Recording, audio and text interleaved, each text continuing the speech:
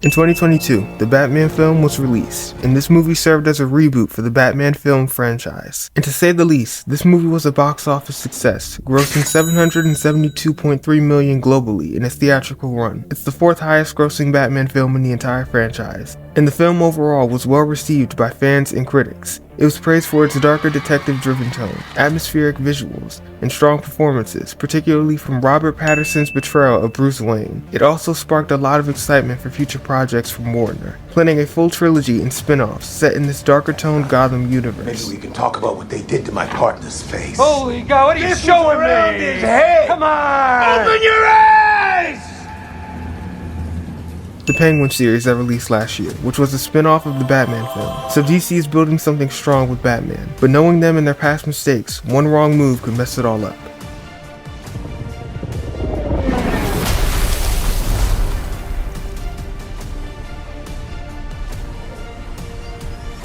Next month, in July on the 11th, the Superman film will officially release, and this film will serve as the first film for the new DC universe, now being directed by James Gunn, and this film will focus on an established Superman rather than an origin story. The new Superman will stray away from the godlike treatment. This Superman isn't defined by tragedy or vengeance. He's a symbol of perseverance, raised by human parents, grounded in empathy, and working at the Daily Planet alongside Lois Lane. This tone is bright and cinematic, drawing inspiration from All-Star Superman and Superman for all seasons, making the film a clean break from the darker heroes of the past decade, including Superman. Aside from his overall tone, prior to the release of the 2025 Superman film, box office success is already on DC's side, because it could possibly be opening with anywhere in between 140 to 185 million domestically. Hey buddy, eyes up here. The Batman set the bar high for what the character should feel like, and it's likely Superman will do the same. That being said, as great as both characters are, and I'm sure the Superman film will be just as good as the Batman movie, this doesn't mean they need to mix, because they thrive in different worlds. Batman's grounded in grit and psychological depth. His character flourishes in shadows, while Superman's optimism and mythic scale shines best in the light.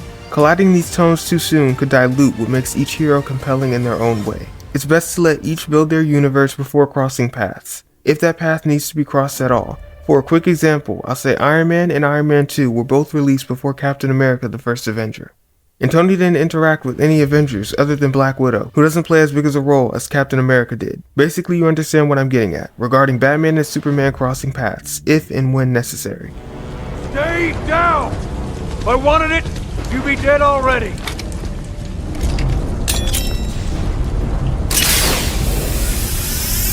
Keeping the two apart isn't a diss to either hero, it's a creative decision that protects their story strengths. Batman's world is built on realism, urban decay, and psychological trauma.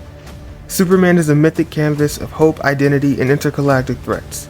Merging them too early risks flattening both and tiring out the characters. And if DC wants to finally break out into a new, thought-out, and successful universe, they don't need to copy the build-up to a team formula like Marvel. Not all the way, at least. They need to redefine what a cinematic universe can look like. One that isn't unified in crossover cameos. This is all hypothetical, because as of right now, Pattinson's Batman will not make it into the new DCU. And going forward, they will remain separate. But separation doesn't mean disconnection. It means deliberate growth. DC has a rare chance to let these characters breathe, to evolve in worlds tailored to their strengths. Batman's arc doesn't need a Kryptonian interruption. Superman's rebirth shouldn't be shadowed in Gotham's darkness. Give them time to stand on their own 2 feet, and audiences will actually want to see them, because at that point, they have seen what each can do apart.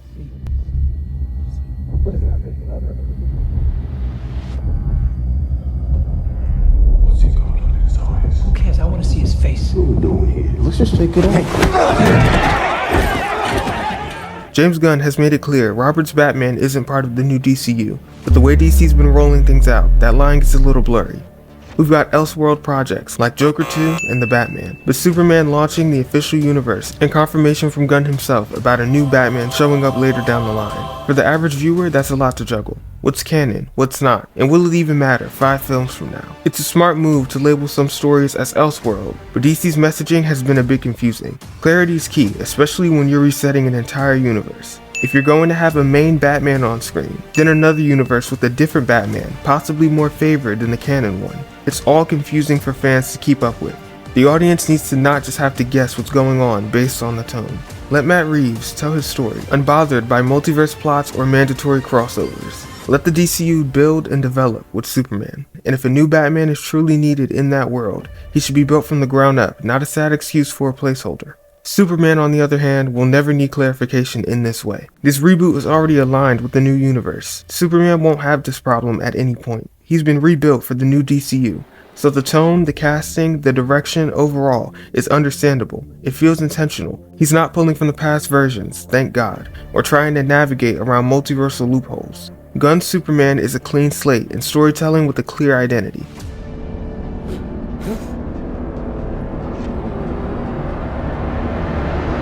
And since I'm talking about the little confusion with the new DC universe, Creature Commandos is a perfect example. This show technically launched the DCU already, an animated show featuring Frankenstein, a werewolf, and a talking robot.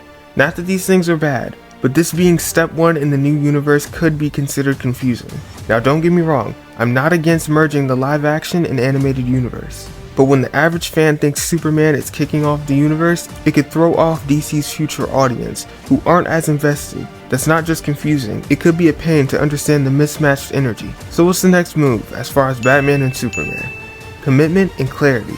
Let Batman be gritty and in the shadows, and let Superman in a way lead with light. Tell Elseworld stories when they matter, not because the multiverse is trending. Fans don't need 30 cameos or 12 post-credit scenes. They need great characters and great stories. Consistency is the crossover we've been asking for, and if DC gets this right, if they build trust first, then when Batman and Superman finally meet again, it won't be fan service, it'll be earned.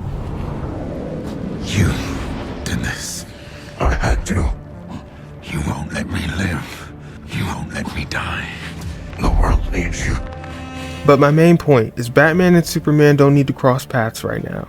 They're thriving in their own lanes, building momentum in worlds that work. Because unlike Captain America and Iron Man, they're very different. If a crossover happens one day, great, but no one's begging for it.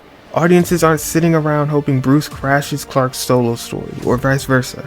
What we're really asking for is solid storytelling, consistent direction, and the space for each legend to grow. But until then, let Superman fly and let Batman hunt in the dark. And I don't just mean Robert Pattinson's Batman, I mean every Batman moving forward. There's not a single fan begging for Batman and Superman crossovers. It's a nice thought to entertain, but we saw what happened in the past when we let DC follow their intrusive thoughts. It just doesn't end well, so allow both characters to continue to build their own story. I promise, doing that and getting it right is more than enough. In the end, it's not about team-ups or timelines, it's about trust. Trust that DC will give each icon the care they deserve. Trust that they've learned from their mistakes, and now know when not to rush. Because what makes Batman and Superman legendary isn't just their powers, it's their purpose. They stand for different things, they have different legacies, and if DC can honor that difference instead of collapsing it for convenience, they'll restore faith in what these stories can mean.